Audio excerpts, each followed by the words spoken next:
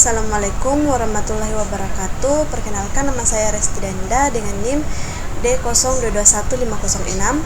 Di sini saya akan mempresentasikan tugas kelima mata kuliah Etika Profesi. Langsung saja, di sini saya mengambil contoh kasus, misalnya perusahaan teknologi elektronik.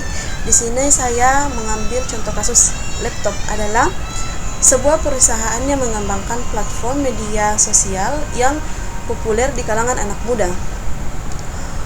Mereka memungkinkan pengguna untuk berbagi konten melalui mulai dari teks, gambar, hingga video, dan memiliki fitur-fitur yang membuat pengalaman pengguna menjadi lebih menarik. Namun, dalam operasinya, perusahaan elektronik laptop terlibat dalam pelanggaran Undang-Undang Hak Cipta dan Undang-Undang ITE.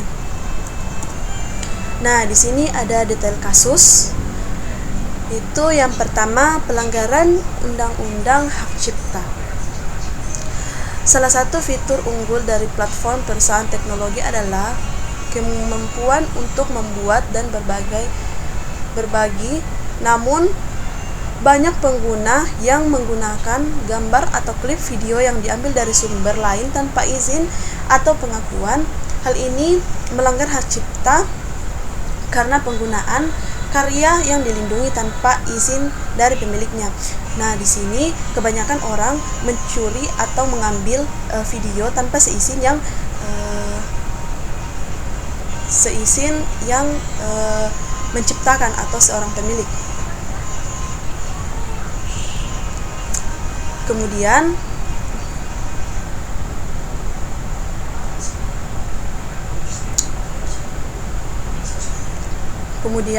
bagian B, perusahaan teknologi elektronik laptop juga mengizinkan pengguna untuk membuat playlist musik yang dapat dibagikan dengan pengguna lain. Namun beberapa pengguna memasukkan lagu-lagu yang dilindungi hak cipta tanpa izin dari pemiliknya ke dalam playlist mereka. Perusahaan harus bertanggung jawab untuk memverifikasi keaslian konten yang diunggah pengguna sebelum memungkinkan distribusi untuk menghindari pelanggaran. Kemudian bagian C, tim pengembang perusahaan teknologi elektronik telah menggunakan kode sumber terbukti dari proyek lain tanpa memberikan kredit atau mematuhi lisensi yang terkait. Ini merupakan penyelenggaraan hak cipta dan penyelenggaraan terhadap ketentuan lisensi yang dapat mengakibatkan tuntutan hukum.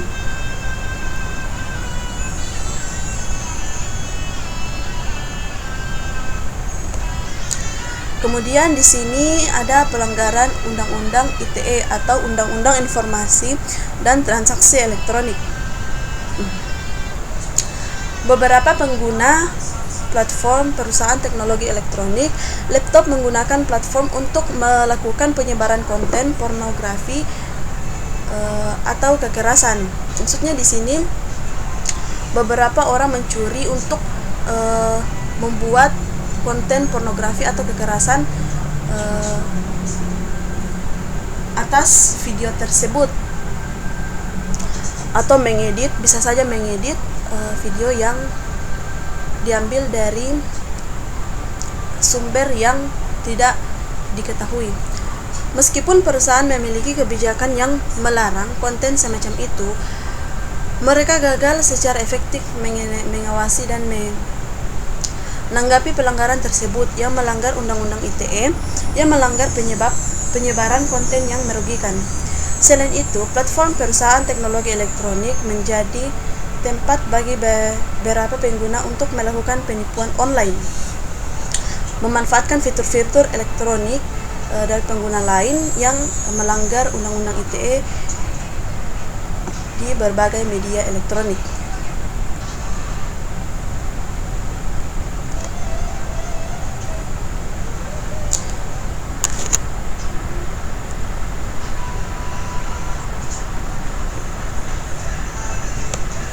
Kemudian perusahaan teknologi elektronik laptop juga gagal dalam melindungi data pengguna mereka dengan baik. Sejumlah besar data pribadi pengguna telah bocor akibat dari serangan peretas yang melanggar Undang-Undang ITE yang menuntut perlindungan data pribadi pengguna. Adapun pasal-pasal relevan dari Undang-Undang Hak Cipta, Undang-Undang Nomor 28 Tahun 2014 dan Undang-Undang ITE, Undang-Undang Nomor 19 Tahun 2016. Undang-Undang Hak Cipta pasal 14 tentang hak eksklusif pemegang hak cipta, pasal 16 tentang hak moral pemegang hak cipta, pasal 21 tentang penggunaan tanpa izin dari hak cipta, pasal 27 tentang larangan tindakan pelanggaran hak cipta. Adapun Undang-Undang ITE pasal 28 tentang tindak pidana pencurian identitas, pasal 29 tentang penyebaran informasi elektronik yang merugikan, pasal 30 tentang pencemaran nama baik, pasal 31 tentang keamanan sistem elektronik data.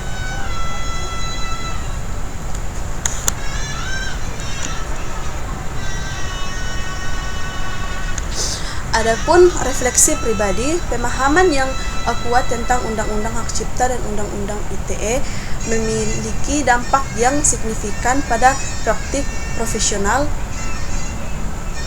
saya di masa depan, terutama karena tertarik pada bidang teknologi dan kreativitas sebagai seorang berpotensi terlibat dalam industri kreatif dan teknologi.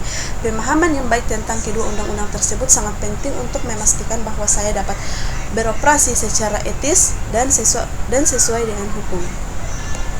Terima kasih, mungkin itu saja yang dapat saya jelaskan. Kurang dan lebihnya mohon dimaafkan. Assalamualaikum warahmatullahi wabarakatuh.